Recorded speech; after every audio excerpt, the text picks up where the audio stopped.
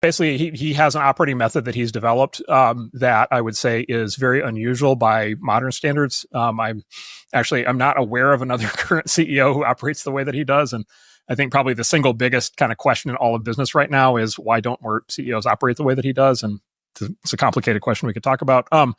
But if you go back in history, you find characters more like him. And so especially like the industrialists of the late 1800s, early 1900s, people like Henry Ford or Andrew Carnegie or Thomas Watson, who built IBM. If you go back and read the biographies of people like that, Andrew Mellon, those guys, Cornelius Vanderbilt, like those guys ran very similar to the way that Elon runs things. And it's just this like the top line thing is just this incredible devotion from the leader of the company to fully, deeply understand what the company does and to be, completely knowledgeable about every aspect of it and to be in the trenches and talking directly to the people who do the work, deeply understanding the issues and, being the lead problem solver in the organization. And basically what Elon does is he shows up every week at each of his companies.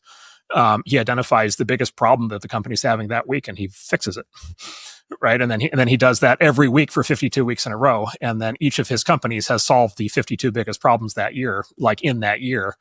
And, most other large companies are still having the planning meeting for the pre-planning meeting, for the board meeting, for the presentation, for the with the compliance review and the legal review. And he's just like, it's this level of both like incredible intellectual capability coupled with incredible force of personality, moral authority, execution capability, focus on fundamentals. That is just like really amazing to watch. And then, by the way, the side effect of it is he attracts many of the best people in the world to work with him.